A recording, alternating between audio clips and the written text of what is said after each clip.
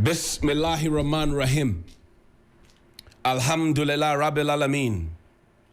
Hasbunallah wa ni'mal wakil. The Lord is my light and my salvation. Whom shall I fear? And yea, though I walk through the valley of the shadow of death, I will fear no evil, for you art with me. Thy rod and thy staff, they comfort me. Thou prepares a table before me in the presence of my enemies. You anoint my head with oil.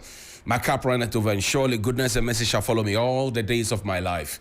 And I will dwell in the house of the Lord forever and ever. Man, assalamu alaikum. It's Thursday. Welcome to Johnny's Bite. Yesterday, nurses across the world were celebrated. And we're just having a conversation, and we said, but Dr. Baumia has been telling us that he is not the one in charge. Fastia Numami. He's a deputy, he's a driver's mate. Now he comes to say, oh, an order has been given for monies to be released, and we're expecting the monies today. The question is, are we again joking like we did when we said we're going to give the churches incentive or what? And speaking of nurses, a nurse reached out to me yesterday, said, look, I don't feel celebrated enough. I said, why? And then she said, look, when I'm ill, I even buy to the point of buying paracetamol. I pay for everything, including labs. So it's not akin to somebody who works in a choba, a restaurant, who gets free meals, maybe one wholesome meal a day when they go to work. The nurses are beginning to complain that even they who work at the hospital, now they literally have to join the queues and be there like everybody else before they get assistance. And that's where the nurses, some nurses at 37, who are also soldiers, they say, we joined the nursing profession. We also go and take exams. We get credit, our PIN, and everything else like everybody else. And it has gotten to a time when we have to be promoted. We have been there for 7 years, and nobody's paying attention to us. But they see the other colleagues in other units, like say sports and other units of the and regiments of the army, and they see them being promoted. Then they see their mates from the nursing colleges, in the police, in wherever it is, fire service, whatever, they all get promoted. So the question they ask is, are they really, really valued? And then they told me in confidence that the other time they had a conversation, they had a staff deba at the 37 military hospital, and then they were told that, oh, if you think that you are not happy with the work, leave. And then the question that popped in their mind is that you are asking somebody with infantry training who has been taught to shoot and kill if he must. You are telling the person that if he's not happy, he should leave instead of addressing the issues that the person has. How do you propose that the person will feel? How do you think that the person will feel, sir?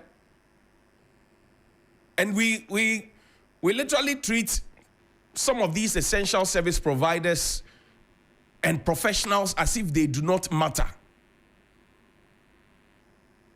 Their situation is actually causing problems at home because there are other mates who are in the other services. They actually see them being promoted. Their salaries are also going up, and they are stuck for 7 years. And the best we could tell them is that if you think you are not happy, leave the job.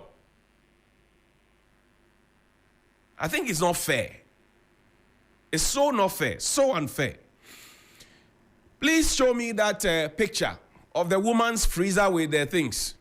For 3 days, their lights have been off. And she showed this just to tell you the state of affairs and how the stuff she has is getting spoiled. 3 days, the lights are off.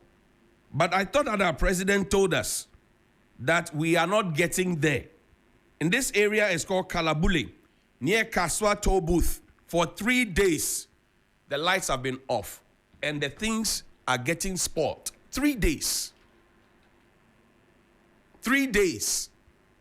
We all agree that we are in difficult times. 3 days.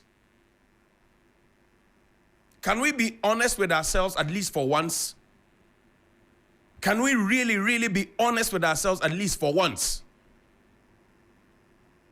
Because we are not cutting down on our expenditure as a country. And if you don't cut down on your expenditure, your Cedi will suffer. I don't know who else will speak to the government to say, cut down on your expenditure so that everybody will be fine. Inflationary issues, exchange rate issues, lending rate, everything is going high. And we keep spending what we say we don't have. We are not cutting down on our expenditure. Bring the Gutta statement, please. We are not cutting down on our expenditure. And for the business community to have raised these concerns, I read this yesterday, I'll read it again. Maybe somebody will listen eventually. It says the depreciation of the Cedi is creating a big mess for the business community. The Ghana Union of Traders Association, Gutta, expresses deep frustration over the current depreciation of the Cedi, which is creating a big mess for the business community, especially the trading sector. This seeming crisis, coupled with the ever-rising freight charges from Asia, are rendering the cost of doing business unbearable. The current state of affairs has far-reaching implications and has caused prices of goods and services to increase for the consuming public. The inflationary pressures resulting from the depreciating Cedi has pushed the cost of goods through the roof, making it increasingly difficult for businesses to stay afloat. The purchasing power of the consuming public has also been affected, thereby reducing the turnover of businesses. Repayment of loans to the bank has become extremely difficult. The rising freight charges, compounded by customs duties benchmarked in dollars at the port, are crippling trade and commerce, leading to untold hardship for businesses and consumers alike. It has increased unpredictably of forecasts of businesses. Now, the value of the Cedi of credit purchase increases, thereby making it very difficult for traders to repay the goods bought from their overseas suppliers, leading to higher indebtedness to businesses. Gutta thereby calls on the government to take urgent measures to save the alarming situation from getting out of hand. Gutta expresses his readiness to collaborate with the government and other stakeholders. Signed, Dr. Joseph Obing, President Gutta, and there are other contacts there. There's a big businesswoman. There's a video of a big businesswoman, and two of them actually, they're lamenting. Play their video for me.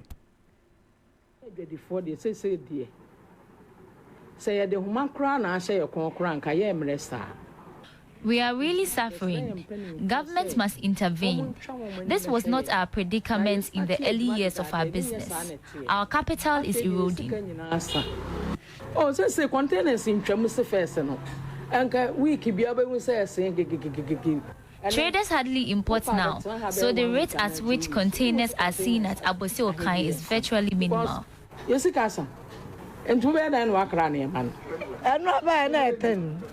And I'm not buying 20 because rate necessary.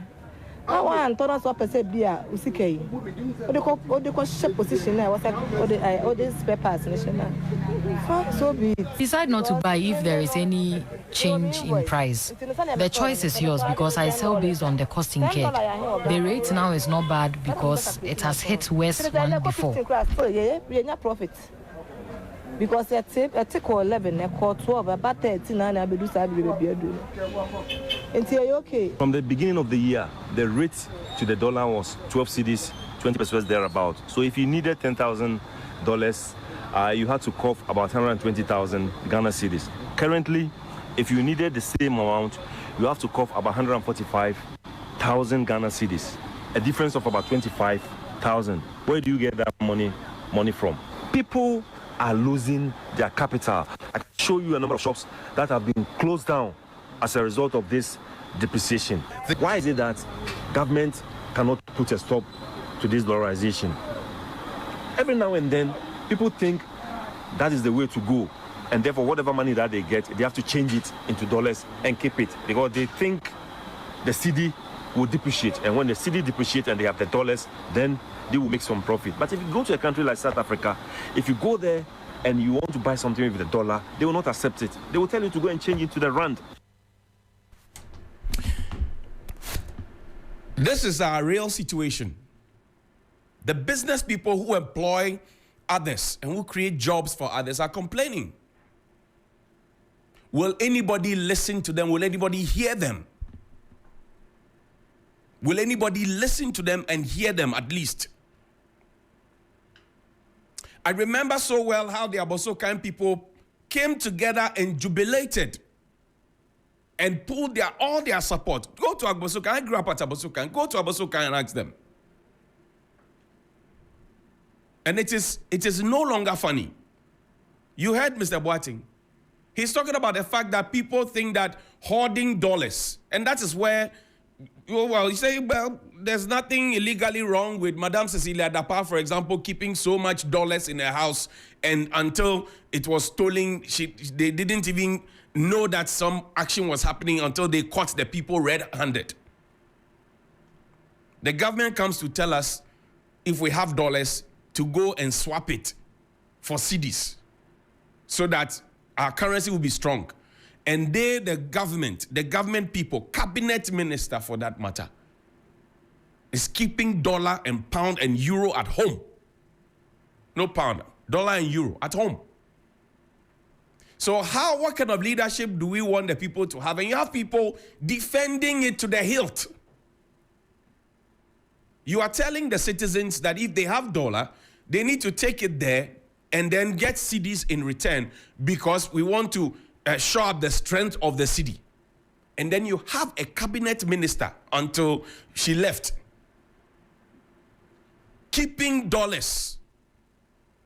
Then you have a presidential staffer who also had over $100,000. And the figures are being quoted in dollars and euro and pound, and it's all over the place. If the money is not in circulation and you are hoarding the money,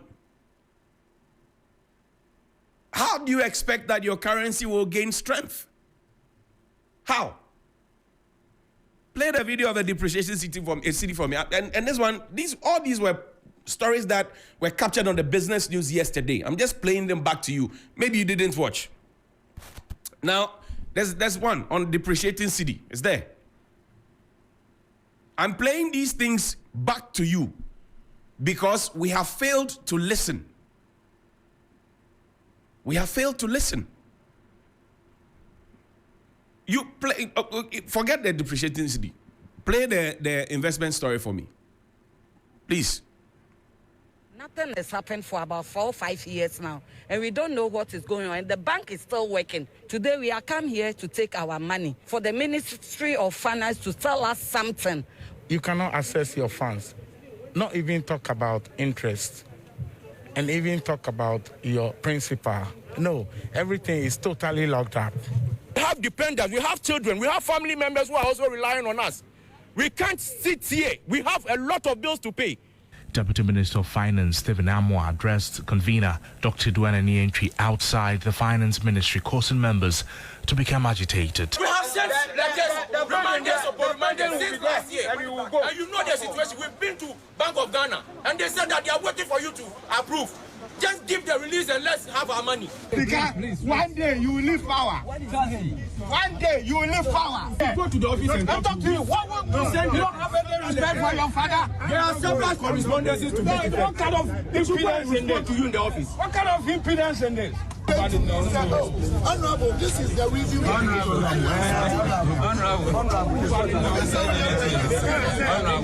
Dr. Duana Nientri, after the engagement with the Deputy Minister, noted the picketing every Wednesday has been suspended pending a suitable response from the ministry. It looks as if he didn't have knowledge about what is happening. I have briefed him. He now understands the issues. He will go and find the letter, first the petition plus the reminder. So he's going to take it up and have a discussion with the minister and give me. So these bondholders are not begging for money. These bondholders have their own money that they have kept in investment. And they know that it is the surest way, because if you keep your money in those investments, you are sure that when you need the money, you will find the money. Then we brought something called the Domestic Debt Exchange Program because we have not managed the economy very well. and then we dip our hands into the pockets of people, including former Chief Justice. We dip our hands into the pockets of the people. Now, what is left for us to pay them after dipping our hands into their pockets? We say, oh, no, we won't pay. And it's taking forever. And there was an 80-year-old who spoke to us and said that even my medication, that I have to buy to survive and to take care of myself with my own money, my life is hanging in the balance because my money has not been released to me. Let me leave it here. Please call me 055-924-2717 and 055-691-0154. Please call me. Good morning.